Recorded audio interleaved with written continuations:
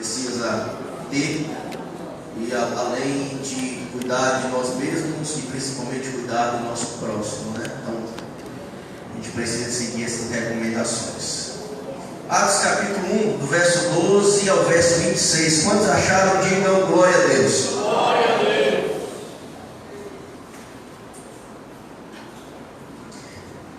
Então eles voltaram para Jerusalém, vindo do monte chamado das Oliveiras, que fica perto da cidade, cerca de 1 quilômetro. Quando chegaram, subiram ao aposento onde estavam hospedados. Achavam-se presentes Pedro, João, Tiago e André, Filipe, Tomé, Bartolomeu e Mateus, Tiago, filho de Alfeu, Simão Zelote e Judas, filho de Tiago. Todos eles se reuniam sempre em oração com as mulheres, inclusive Maria, a mãe de Jesus, e com os irmãos dele. Naqueles dias Pedro levantou-se entre os seus irmãos, um grupo de cerca de 120 pessoas, e disse: Irmãos, era necessário que se cumprisse a Escritura, que o Espírito Santo predisse por boca de Davi a respeito de Judas, que serviu de guia aos que prenderam Jesus. Ele foi contado como um dos nossos e teve participação nesse ministério. Com a recompensa que recebeu pelo seu pecado, Judas comprou um campo. Ali caiu de cabeça, seu corpo partiu-se ao meio e as suas vísceras se derramaram. Todos em Jerusalém ficaram sabendo disso, de modo que, na língua deles, esse campo passou a se chamar Aceldama, isto é, campo de sangue. Porque, prosseguiu Pedro, está escrito no livro dos Salmos: fique deserto o seu lugar, e não haja ninguém que nele habite, e ainda que outro ocupe o seu lugar. Portanto, é necessário que escolhamos um dos homens que estiveram conosco durante todo o tempo que o Senhor Jesus viveu entre nós, desde o batismo de João até o dia em que Jesus foi elevado dentre nós às alturas. É preciso que um deles seja conosco testemunha de sua ressurreição. Então indicaram dois nomes: José, chamado Barsabás, também conhecido como Justo, e Matias. Depois oraram: Senhor, tu conheces o coração de todos. Mostra-nos qual destes dois tem escolhido para assumir este ministério apostólico que Judas abandonou, indo para o lugar que lhe era devido. Então tiraram as sortes, e a sorte caiu sobre Matias. Assim ele foi acrescentado aos 11 apóstolos. Amém? Vamos orar ao Senhor. Feche os olhos.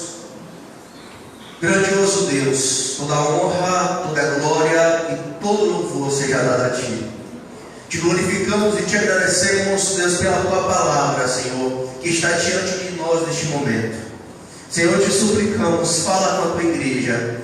Deus, que o Senhor venha impactar as nossas vidas com este texto. Que o Senhor venha, Deus, desvendar diante dos nossos olhos a beleza deste texto. Que venhamos ser moldados, edificados e transformados através da Tua palavra. É o que nós te pedimos em nome de Jesus. Amém. E glória a Deus. Irmãos, nós estamos debaixo de uma promessa, ou da promessa de Jesus. Portanto, nós devemos estar preparados para cumprirmos a sua missão. Estamos cientes de que nós estamos debaixo, sob a promessa de Cristo. Nós precisamos estar preparados para cumprirmos a sua missão. Todo esse capítulo de número 1, e já foi falado aqui nas outras ministrações, que todo este capítulo de número 1 serve como uma preparação para o capítulo seguinte, o capítulo 2, onde será relatado sobre o derramamento do Espírito Santo sobre a igreja. Os discípulos, neste capítulo 1, eles estavam aqui na expectativa e no aguardo do cumprimento desta promessa, a fim de eles cumprirem a missão que Jesus deu para eles. Mas a pergunta que fica é: qual era esta missão que Jesus deu aos seus seus discípulos e, consequentemente, também nos dá. Eu queria ler dois textos com vocês. Primeiro texto em Lucas capítulo 24, volte aí um pouquinho na sua Bíblia, por gentileza. Lucas capítulo 24, do verso 45 ao 48. Lembrando aos irmãos que o livro de Atos é a continuação do Evangelho de Lucas, escrito pelo mesmo autor, uma obra com 2 volumes. E em Lucas capítulo 24, verso 45 e 48, é dito assim, falando sobre Jesus com os discípulos: então lhes abriu o entendimento, para que pudessem compreender as Escrituras, e lhes disse: está escrito que o Cristo haveria de sofrer e ressuscitar dos mortos no terceiro dia, e que em seu nome seria pregado o arrependimento para perdão de pecados, e todas as nações, começando por Jerusalém. A todas as nações, começando por Jerusalém. Vocês são testemunhas destas coisas. Agora volta lá para Atos, capítulo 1, verso 8, onde Lucas recapitula o final do Evangelho de Lucas. Ele repete aqui com outras palavras no livro de Atos, capítulo 1, verso 8. Jesus diz assim para os discípulos: mas receberão o poder quando o Espírito Santo descer sobre vocês, e serão as minhas testemunhas em Jerusalém, em toda a Judeia e Samaria e até os confins da terra. Logo a gente entende qual era a missão dos discípulos e a nossa missão. Juntando tanto o relato do Evangelho como do livro de Atos, nós entendemos que a missão dos discípulos e a nossa missão é pregar o arrependimento, é pregar o perdão de pecados que há em Cristo Jesus, é pregar sobre o seu sacrifício e ser testemunha de Jesus Cristo às nações e a todos os povos. Essa era a missão dos discípulos, e eles estavam na expectativa, porque Jesus disse que para eles cumprirem esta missão era necessário que antes eles recebessem poder dos céus, ou seja, o Espírito Santo, fossem batizados no Espírito Santo. Agora, irmãos, a gente sabendo que este capítulo serve de preparação, como nós devemos estar preparados para a nossa missão? Como esse texto nos mostra que nós devemos estar preparados, como nós devemos nos preparar para a missão que Jesus nos deu? E em primeiro lugar, para estarmos preparados, é necessário que nós estejamos em comunhão e em oração para a missão. Primeiro lugar, de como nós devemos estar preparados para a missão, é estando em comunhão e em oração para esta missão. E é o que a gente vai ver no verso 12 ao verso 14. Porque Lucas ele vai começar a narrar os passos dos discípulos após a ascensão de Jesus. Eles já têm a ordem e a promessa de Jesus. Agora eles precisam se preparar. E agora Lucas vai relatar no verso 12 como os discípulos, obedecendo a ordem de Jesus, voltam para Jerusalém. Verso 12.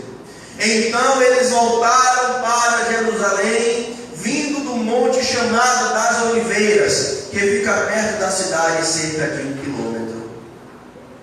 Lucas relata que eles voltaram para a cidade de Jerusalém, porque Jesus disse para eles não saírem de lá até receberem poder, até receberem o Espírito Santo. E a distância que Lucas nos relata do Monte das Oliveiras, onde Jesus foi assunto aos céus, até a cidade de Jerusalém, é o que em algumas versões está assim: a distância de um caminho de um sábado, que era cerca de 1 quilômetro. Então eles voltam à cidade para aguardar o derramamento do Espírito. E no verso 13 diz que eles voltaram para o lugar onde eles estavam hospedados em Jerusalém. Verso 13: quando chegaram, subiram ao aposento ou ao cenáculo, que era o salão no andar superior de uma casa, onde estavam hospedados. achavam-se presentes. Aí agora Lucas vai relatar quem estava presente. Lucas agora vai dizer quem estava unido, quem estava junto, esperando o cumprimento da promessa de Jesus. E ele diz: Pedro, João, Tiago e André, Filipe, Tomé, Bartolomeu e Mateus, Tiago, filho de Alfeu, Simão Zelote e Judas, filho de Tiago. Ou seja, os 11 apóstolos, os 11 discípulos. E no verso 14, Lucas diz que todos eles se reuniam sempre em oração. Além dos 11 discípulos, eles estavam, no verso 14, com as mulheres, inclusive com a mãe, com Maria, mãe de Jesus, e com os irmãos de Jesus. Ou seja, estavam todos reunidos, os 11 apóstolos e a família de Jesus e outras mulheres que eram seguidoras de Jesus. E aqui eu queria abrir um parêntese aqui. A gente percebe que Maria não tem uma posição de destaque e de honra aqui. Maria é citada juntamente com os 11, com os irmãos de Jesus e com as outras mulheres. E é interessante, né? E aqui é a última vez que Maria é citada no Novo Testamento. E é interessante que a gente vê o catolicismo elevando a Maria em uma posição que a Bíblia não eleva.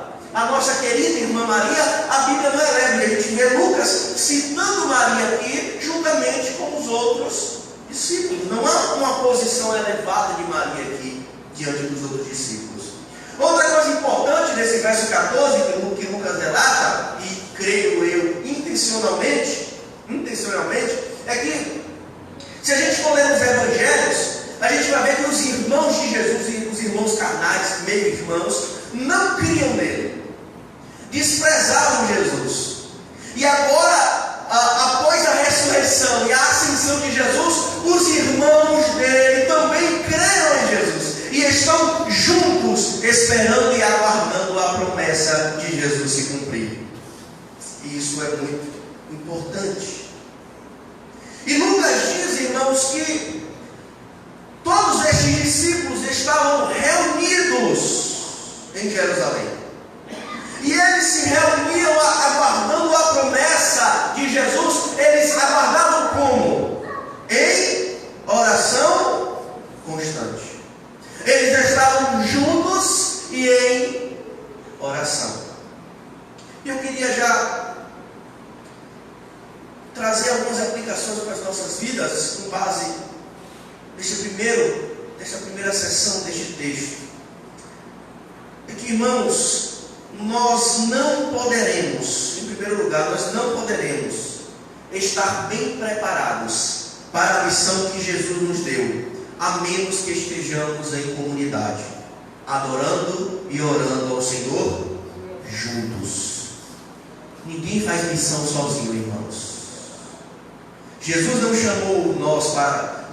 chamou para fazermos missão sozinho. Jesus não deu uma missão individual. Portanto, a missão que Jesus nos deu é para ser feita em comunidade, juntos, reunidos, em constante oração. Foi isso que os discípulos entenderam. Eles receberam a promessa e foram juntos para Jerusalém, se reuniam juntos e oravam ao Senhor juntos. Nós não fazemos missão sozinho. Portanto, irmãos, a gente precisa valorizar a comunidade. Nós precisamos valorizar a igreja local, as nossas reuniões, a nossa comunhão, as nossas reuniões de oração. Porque a missão que nos foi dada por Jesus é para ser feita por nós. Nós somos a igreja missionária. Eu não entendo esse tipo de mentalidade individualista. A igreja sou eu. Eu não vejo isso nas Escrituras. Eu vejo Jesus chamando um povo e dando uma missão. E este povo permanece junto, adorando junto, cultuando junto, orando junto, para cumprir a missão junto. Cumprir a missão junto. Outra coisa que chama a atenção no texto que não há uma separação entre os apóstolos e os outros discípulos, inclusive as mulheres, que na época eram tidas como uma categoria inferior. E a gente não vê uma separação, não, os apóstolos estavam em um lugar e os outros discípulos em outro lugar, não, eles estavam juntos, todos estavam orando juntos. Isto é uma igreja missionária. É isto que significa uma igreja missionária, irmãos. É a comunidade dos crentes, independente do seu cargo, do sexo, da raça ou da condição social de cada um. A igreja missionária é a mistura de todas as raças, culturas, sexo e posição, independente da função que a gente ocupa na obra de Deus, independente da nossa conta bancária, independente da cor da nossa pele, independente do nosso sexo, nós somos uma igreja reunida como um, fazendo parte do mesmo corpo, independente das diferenças nossas. Mas o que a gente vê hoje é uma categoria especial para os líderes, né? Um pessoal que tem uma posição elevada. E aqui a gente vê, irmãos, que os líderes não são uma classe especial de cristãos. Os líderes da igreja não são uma espécie de cristãos mais elevados, mais santos, mais espirituais. Não há isso biblicamente. A única diferença dos líderes é a sua função no corpo de Cristo. Mas todos nós somos iguais e somos um em Cristo Jesus. Amém, irmãos? Amém. Voltando em primeiro lugar, para a gente se preparar para a missão, nós precisamos estar em comunhão e em oração. E em segundo lugar, para que sejamos preparados para a missão que Jesus nos deu, nós precisamos ter convicção que somos o povo da missão. Nós precisamos entender que somos o povo da missão. Durante esses dias que os discípulos estavam aqui reunidos e aguardando o derramamento do Espírito, Lucas ele vai relatar como os apóstolos foram conduzidos a substituírem a vaga de Judas Iscariotes no apostolado, a fim de que se completasse os 12, voltasse ao número de 12. E é isso que Lucas vai relatar a partir do verso 15. E no verso 15 ele diz assim: naqueles dias Pedro se levantou, e algo que vai se repetir algumas vezes nos capítulos posteriores, Pedro se levantando e discursando. E Lucas diz que Pedro se levantou entre os irmãos, um grupo de cerca de 120 pessoas, e disse: irmãos, era necessário que se cumprisse a Escritura que o Espírito Santo predisse por boca de Davi a respeito de Judas, que serviu de guia aos que prenderam Jesus. Ele foi contado com um dos nossos e teve participação neste ministério. Pedro entende, irmãos, que a traição de Judas Iscariotes estava predita nas Escrituras. E então, diante desta comunidade de cerca de 120 pessoas, Pedro ele vai discursar justamente sobre isso. Ele vai falar justamente sobre o que as Escrituras já apontavam sobre o que aconteceu com Judas Iscariotes. Agora, é importante a gente ver aqui que o verso 18 e 19 não faz parte do discurso de Pedro. O verso 18 e 19 é uma espécie de nota de rodapé de Lucas. Lucas ele quer trazer um relato mais detalhado sobre Judas Iscariotes. E ele diz assim: com a recompensa, por isso que em algumas versões está entre parênteses, 18 e 19, que não faz parte do discurso de Pedro. Com a recompensa que recebeu pelo seu pecado, junto Ali caiu de cabeça, seu corpo partiu-se ao meio, e as suas vísceras, ou em outras versões, as suas entranhas se derramaram. Todos em Jerusalém ficaram sabendo disso, de modo que na língua deles esse campo passou a se chamar Aceldama, isto é, campo de sangue. Agora, irmãos, tem uma dificuldade neste relato que Lucas nos apresenta sobre a morte de Judas. Porque, segundo a versão de Mateus ele vai dizer que Judas, primeiro, devolveu o dinheiro que ele recebeu pela traição de Jesus. Ele devolveu aos líderes religiosos as 30 moedas de prata. E depois de devolver, o texto diz que saiu e foi se enforcar. O relato de Mateus também diz que foram os chefes dos sacerdotes que, pegando o dinheiro que Judas devolveu, comprou um campo que foi destinado ao cemitério de estrangeiros. Com esse dinheiro de Judas, eles compraram este campo. E a pergunta que fica é: mas espera aí, quem comprou o campo? Foi Judas ou foram os religiosos? Judas morreu enforcado ou seu corpo foi partido ao meio? E a gente precisa entender o que está acontecendo aqui. Não há contradição, irmãos. Em primeiro lugar, o que provavelmente pode ter acontecido, em primeiro lugar, o fato de os líderes religiosos terem comprado o campo com o dinheiro que era de Judas, pode ter sido considerado propriedade de Judas aquele campo, porque de fato foi comprado com o dinheiro dele.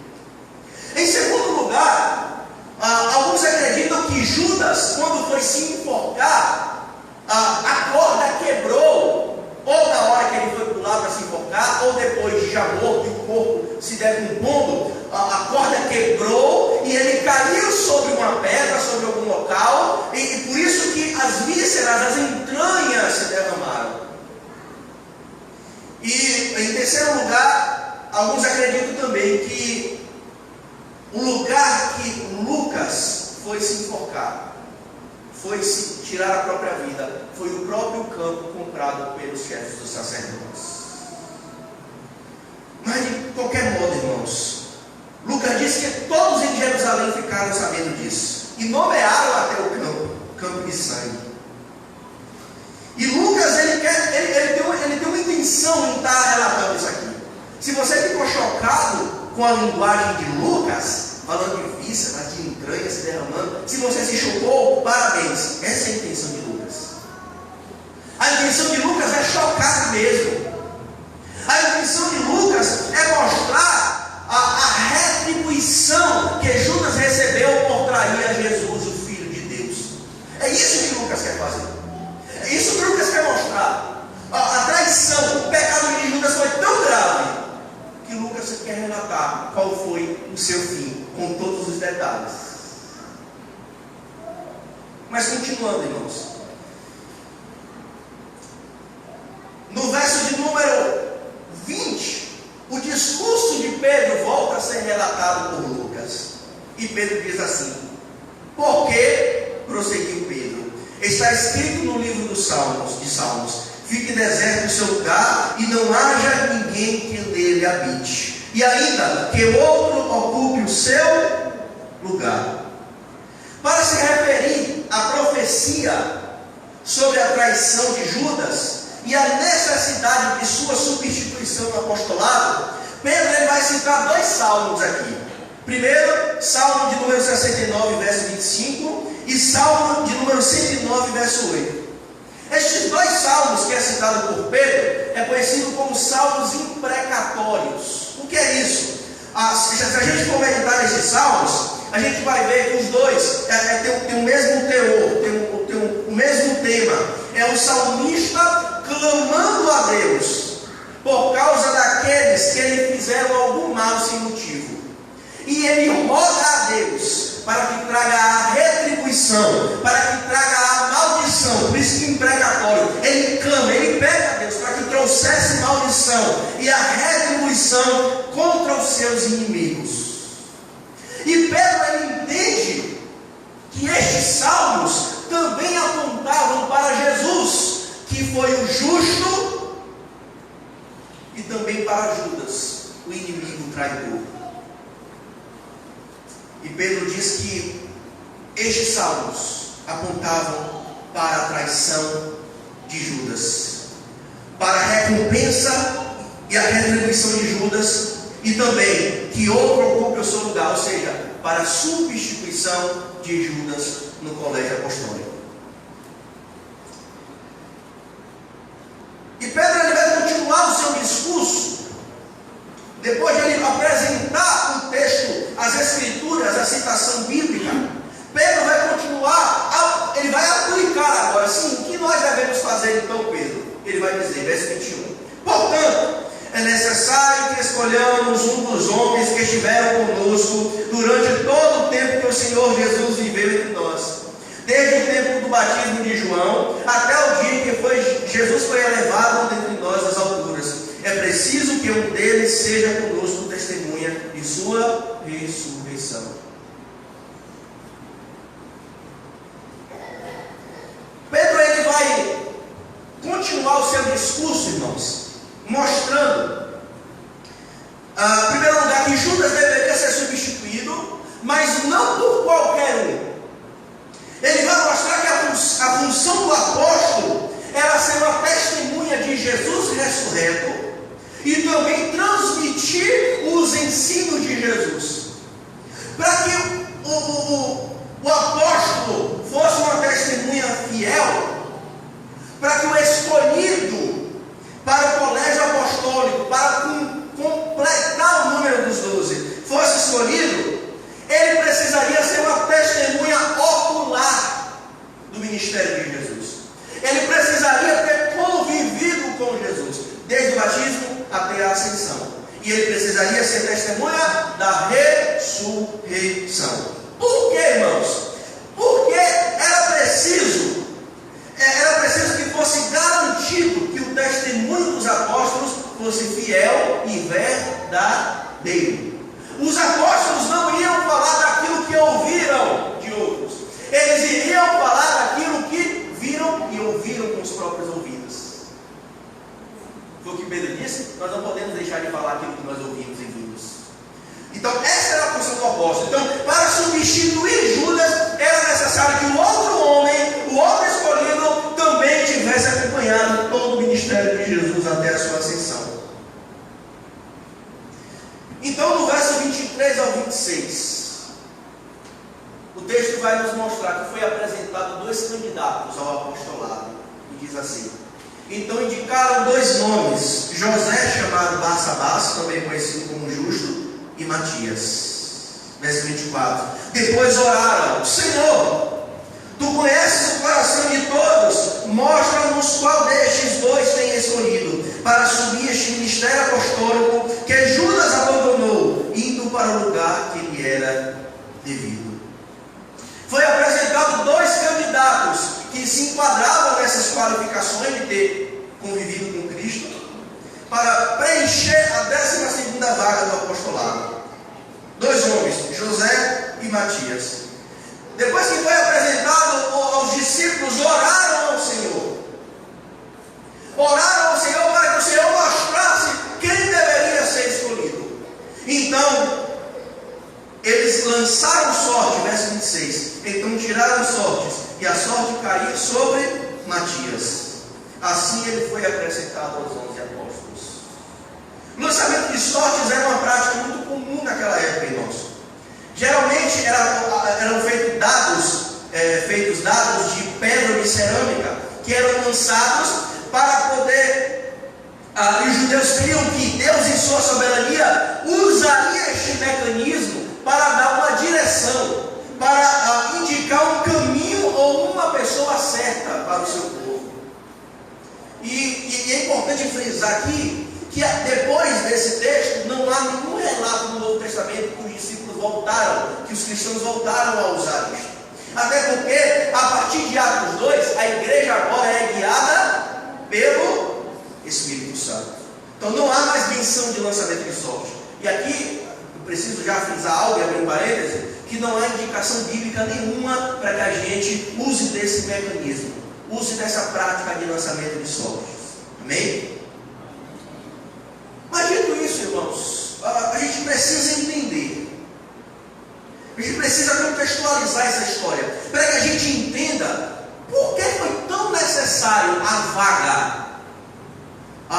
12º apóstolo preencher esta vaga? Por que foi tão necessário o grupo dos apóstolos ser formado por 12? E a gente precisa compreender que Jesus ele estava formando o povo da nova aliança. Isso aqui é importante. Jesus estava formando o povo da nova aliança. E assim como o povo da antiga aliança, ou seja, Israel, foi formado a partir de 12 patriarcas, os filhos de Jacó, o povo da nova aliança, a igreja, também seria formado a partir de 12 apóstolos. Era a restauração de Israel que tanto foi profetizada no Antigo Testamento. E os 11 apóstolos entenderam isso. Pois Jesus tinha escolhido 12. Não é coincidência, irmãos. 12 patriarcas, 12 tribos, 12 apóstolos. Não é coincidência. É a formação de um povo. É o povo da nova aliança. E os 11 entenderam isso. E como Judas tinha se apostatado, eles perceberam: a gente precisa completar o número de 12. Porque Jesus escolheu 12. Porque Jesus está restaurando o povo da nova aliança. E a nova era que se iniciou com a morte e ressurreição de Jesus tinha a promessa, essa nova era tinha a promessa do derramamento do Espírito. E com o derramamento do Espírito, Jesus restaurou o povo de Israel e também restaurou a sua missão de ser luz para as nações, a sua missão original. A missão de Israel, que Israel falhou, que Jesus cumpriu, agora ele restaura o seu povo, a partir de 12 apóstolos, o seu povo, a igreja, constituída de judeus e gentios, para ser luz para as nações. É por isso que precisava de 12 apóstolos. Agora, irmãos, alguns teólogos argumentam que essa atitude dos discípulos foi precipitada, e que Jesus estava preparando Paulo para preencher esta vaga, essa 12ª vaga no apostolado, mas os discípulos foram precipitados e escolheram ali Matias para ocupar esta vaga. Todavia, irmãos, em primeiro lugar, não há nenhuma indicação no texto, nem no livro de Atos, que mostra que Lucas queria mostrar, deixar claro que os discípulos se precipitaram aqui. Em segundo lugar, não faria muito sentido esse capítulo estar servindo de preparação para o segundo, se os discípulos se precipitaram aqui. Não faria sentido. E em terceiro lugar, a gente precisa entender que Paulo, ele recebeu de Cristo uma vocação diferente. Paulo não foi chamado por Jesus para fazer parte do grupo dos 12. Paulo foi chamado por Jesus para ser apóstolo aos gentios. Não era para fazer parte dos 12. Então logo a gente entende que os discípulos aqui foram orientados por Deus e não se precipitaram. Agora talvez você olhe para um texto desse aqui, essa vaga do apostolado, essa segunda vaga, e se pergunte: tá, presbítero, mas o que eu tenho a ver com isso? O que isso é importante para a minha vida? O que isso é relevante para a minha vida? E em primeiro lugar, irmãos, lembra que eu falei? Para a gente estar preparado para a missão, a gente precisa ter convicção que fazemos parte do povo da missão. E a gente precisa entender, irmãos, que nós fazemos parte do povo da nova aliança. Nós fazemos parte deste povo da nova aliança. O povo que foi formado por Jesus a partir dos 12 apóstolos. Nós fazemos parte deste povo. Outra coisa, irmãos, a gente precisa entender que a igreja está fundamentada no testemunho apostólico da ressurreição literal e corpórea de Jesus. Pois se Cristo não ressuscitou, é o que Paulo vai dizer aos Coríntios, capítulo 15, verso 14. Se Cristo não ressuscitou, vã é a nossa pregação e vã é a nossa fé. A igreja está fundamentada no testemunho destes apóstolos. Que testemunho é esse? Que Jesus ressuscitou literalmente e corporealmente. Jesus ressuscitou. E nós, como povo da aliança, como este povo da nova aliança que Jesus formou, a igreja, nós estamos fundamentados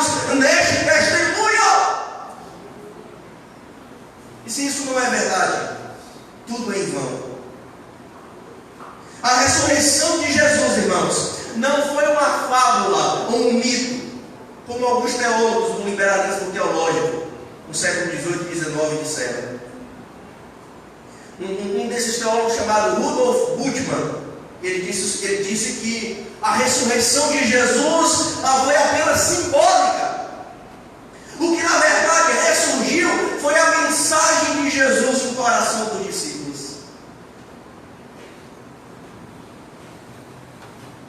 E o que esses teólogos não entenderam, que se você nega a ressurreição de Cristo, você nega tudo. Não há mais nada no que se crer. Não há fundamento. Como Paulo disse, nossa pregação e a nossa fé é em vão. A igreja está fundamentada sobre esta verdade: Jesus ressuscitou. Nós somos o povo que cremos, estamos fundamentados nessa verdade, que Jesus ressuscitou. E ressuscitou com um corpo glorificado. Outra coisa que a gente aprende aqui, irmãos, nesse texto, que a traição de Judas não pode impedir os planos de Jesus de formar o seu povo, a igreja, a fim de cumprir a sua missão. Portanto, nada é capaz de frustrar os planos de Deus de expandir o seu reino através da igreja. Nem a traição de Judas não é capaz, nem o diabo é capaz, nem os inimigos do evangelho é capaz. Nada é capaz de frustrar os planos de Deus de usar a sua igreja, o seu povo da nova aliança, de nos usar para expandir o seu reino através da missão que Ele nos deu de dar testemunho de Jesus. Você faz parte deste povo. Você é integrante deste povo. Você faz parte deste povo que foi formado por Jesus. É um povo só, irmãos. Desde o primeiro século até hoje, até quando Jesus voltar, é apenas um povo. Fundamentado na realidade, na verdade da ressurreição de Jesus. Ele está vivo. Ele ressuscitou. Às vezes a gente enfatiza tanto a morte de Jesus que a gente esquece que Ele não permaneceu morto. E João Calvino disse que se Jesus ele não ressuscitou, a nossa salvação estaria morta com Ele. Mas é porque Ele ressuscitou que a nossa esperança também está viva. E a igreja está fundamentada nisto. E nós precisamos, irmãos, pregar sobre isso, proclamar isto, dar testemunho disto, porque nós somos o povo da missão. Foi-nos dado uma missão. Nós não podemos ser negligentes. Nós precisamos dar testemunho disto. Amém? Amém. Para a gente concluir, irmãos.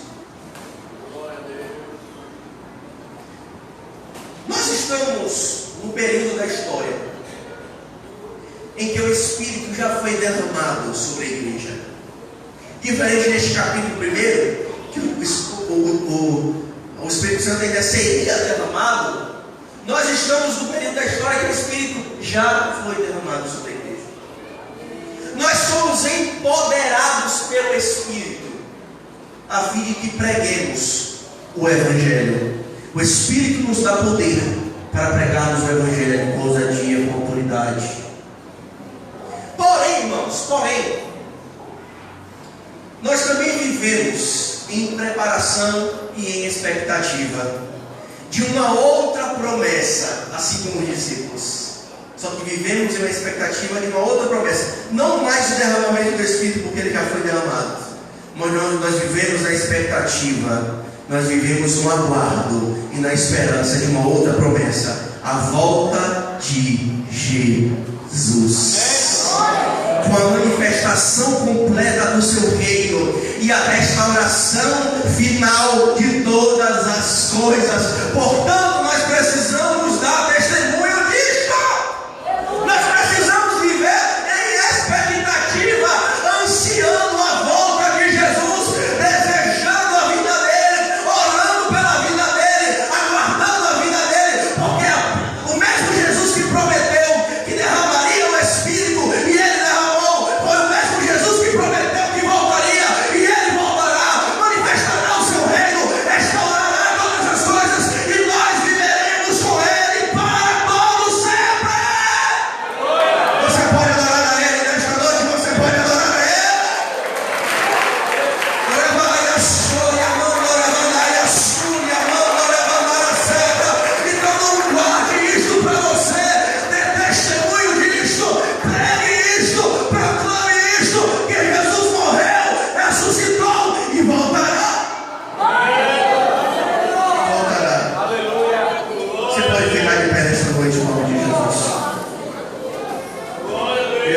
ministério de louvor. Está louvando ao Senhor. Enquanto isso, nós iremos orar. Feche os olhos.